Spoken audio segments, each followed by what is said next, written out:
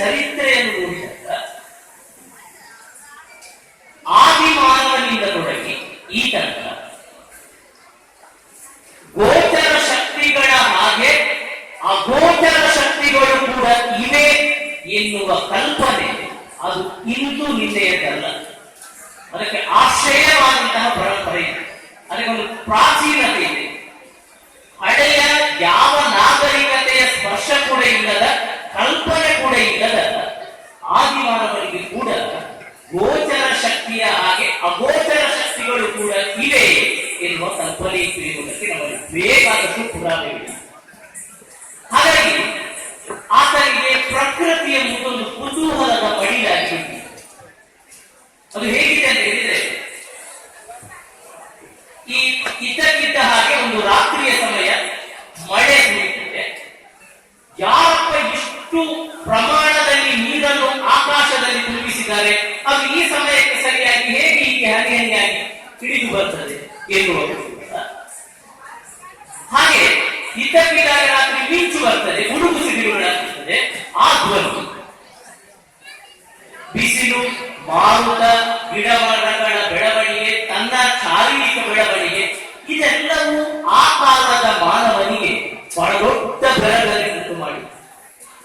ಹಾಗಾಗಿ ಆತ ಇದೆಲ್ಲವನ್ನು ನಿಯಂತ್ರಿಸುವುದಕ್ಕೆ, ನಿಭಾಯಿಸುವುದಕ್ಕೆ ಈ ಜಗತ್ತಲ್ಲಿ ಕಣ್ಣಿಗೆ ಕಾಣದ ಯಾವುದೋ ಒಂದು ಶಕ್ತಿ ಇದೆ ಎಂಬ ಸ್ಪಷ್ಟ ಕಲ್ಪನೆಗೆ ಬಂದ. ಈ ಕಲ್ಪನೆ ಬಂದದಕ್ಕೆ ಇದು ಬಹಳ ಮುಖ್ಯ.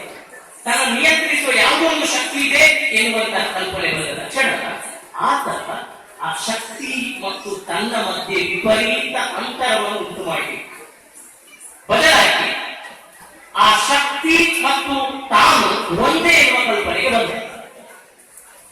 ಹಾಗಾಗಿ ತನ್ನ ಹಾಗೆ ಆ ಶಕ್ತಿಗೆ ಕೂಡ ಅಂತಹ ಬಯಕೆ ಇದೆ, ತನ್ನಲ್ಲಿ ಆಗುವಂತಹ ತೃಷೆ ದಾಹಗಳು ಆ ಶಕ್ತಿಗೆ ಕೂಡ ಆಗುತ್ತೆ, ತನ್ನಲ್ಲಿ ಉಂಟಾಗುವಂತಹ ಅಭೀಪ್ಸೆಗಳು ಹಂಬಲಗಳು ಆ ಶಕ್ತಿಗೆ ಕೂಡ ಆಗುತ್ತೆ, ಹಾಗೆ ತನ್ನ ಒಳಗೆ ಮೂಡುವಂತಹ ಗೊಂದಲಗಳು ಆ ಶಕ್ತಿಗೆ ಆಗ್ತದೆ ಎಂಬ ಎಲ್ಲ ಕಲ್ಪನೆಗೆ ಬಂದು ತಾನು ಮತ್ತು ಆ ಶಕ್ತಿ ಎರಡು ಒಂದೇ ಎಂಬ ಚಿಂತನೆಗೆ ಬಂದ.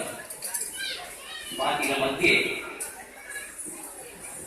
ನನ್ನ ಪರಮ ಭಾಗ್ಯ ಇರುವ ಹಾಗೆ ನಾನು ಅತ್ಯಂತ ಜೀವನದಲ್ಲಿ ಗೌರವಿಸುವಂತಹ ಆಚಾರ ಪಟ್ಟವರು ಸಿದ್ಧಯಿಸಿದ್ದಾರೆ. ಅವರ ಪಾದಕ್ಕೆ ಅತಿ ವಿನಮ್ರತೆಯಿಂದ ನಾನು ವಂದಿಸುತ್ತಿದ್ದೇನೆ. ವಿಧೇಯತೆಯಿಂದ ಒಂದು ಮಾತು ಬಹಳ ಸ್ಪಷ್ಟ.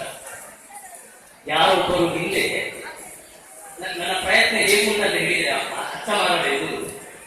ಈ ಸರಸ್ವತಿಗೆ ವೀಣೆ ಬಾರಿಸುವುದನ್ನು ಕಲಿಸಿದ್ದಾರೆ, ಕೃಷ್ಣನಿಗೆ ಕೊಡರುವುದನ್ನು ಕಲಿಸಿದ್ದಾರೆ. ಅಂದ್ರೆ ಭಗವತಿಯ ಬಗ್ಗೆ ಸ್ವಯಂ ಅಧ್ಯಯನಶೀಲತೆಯಿಂದ ಮತ್ತು ಅನುಭವಿಕ ಪಾಠದಿಂದ ಆ ರಂಗದಿಂದ ಕಲಿತವರಿದ್ದಾರೆ. ಹಾಗಾಗಿ ಅವರ ಜ್ಞಾನದ ಎದುರು ನನ್ನದು ಬುಗಸೆ ಜ್ಞಾನ ಎನ್ನುವ ವಿಧೇಯತೆಯನ್ನು ಅವರಿಗೆ ನಾನು ಆರಂಭದಲ್ಲಿ ಹೇಳಿದ್ದೇನೆ. ಹೀಗೆ ಆ ಶಕ್ತಿಯ ಕಲ್ಪನೆ ತನ್ನ ಒಳಗೆ ಬಂದ ತಕ್ಷಣ ಆತ ತಾನು ಕಂಡುಕೊಂಡಂತಹ ಏನು ಶಕ್ತಿ ತನ್ನ ಕಣ್ಣಿಗೆ ಕಾಣದ ಅಗೋಚರವಾದ ಶಕ್ತಿ ಇದೆ, ಆ ಶಕ್ತಿಯ ಬಗ್ಗೆ ಐತಿಹ್ಯಗಳನ್ನು ಹೇಳಲಿಕ್ಕೆ ಆರಂಭಿಸಿದ. ಬಹಳ ಮುಖ್ಯ. ಐತಿಹ್ಯಗಳನ್ನು ನನಗೆ ಬೇಕಿರುವ ರೀತಿಯಲ್ಲಿ ಕಥೆ ಕಟ್ತಾ ಬರ್ತಾರೆ. ಆ ಒಂದು ರಾತ್ರಿಯ ಬಂತು ಮತ್ತು ಅದು ಹೀಗೆ ಅದಕ್ಕೊಂದು ತಂದೆ ತಾಯಿ ಸಂಬಂಧ ಗಂಡ ಹೆಂಡತಿ ಎಲ್ಲವನ್ನು ಉಲ್ಲೇಖ ಮಾಡ್ತಾರೆ.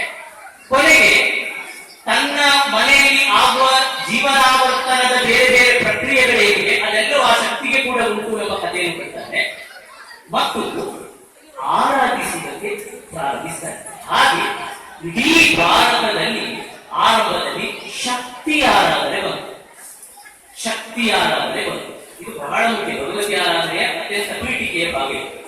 ಶಕ್ತಿ ಆರಾಧನೆ ಮುಂದುವರಿದ ಭಾಗವಾಗಿ ಇವತ್ತು ನಾವು ಭಗವತಿ ಆರಾಧನೆಯನ್ನು ಕುತೂಹಲದಿಂದ ನೋಡಬೇಕು.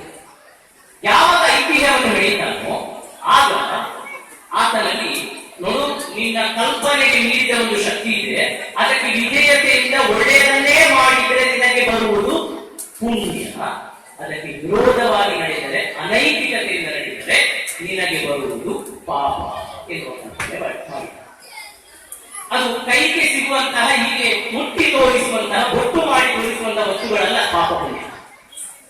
ಮಾನವ ಜಗತ್ತು ಸನ್ಮಾರ್ಗದಲ್ಲಿ ನಡೆಯಲಿ ಎಂಬ ಕಾರಣಕ್ಕೋಸ್ಕರ ಪುಣ್ಯ ಎಂಬ ಕಲ್ಪನೆಯನ್ನು ಮಾಡಿದಾಗ ಯಾವತ್ತಿಗೆ ಕೂಡ ನೀನು ಮಾಡಿದರೆ ಹೀಗೆ ಇಂಥ ಕಠಿಣ ಶಿಕ್ಷೆಗಳಿವೆ ಎಂಬುದನ್ನು ತೋರಿಸುವುದಕ್ಕೋಸ್ಕರ ಪಾಪ ಎಂಬ ಕಲ್ಪನೆಯನ್ನು ಮಾಡಿ. ಹಾಗಾಗಿ ಪುಣ್ಯವನ್ನೇ ಮಾಡಿದವ ಇದಕ್ಕೆ, ಪಾಪವನ್ನು ಮಾಡಿದವ ನರಕಕ್ಕೆ ಎಂಬ ಕಲ್ಪನೆಯನ್ನು ಮಾಡಿ. ಯಾರೂ ನೋಡಿ ಬಂದು ಹಿಡಿದವರಿಲ್ಲ. ಆದ್ರೂ ಕೂಡ ನಮ್ಮ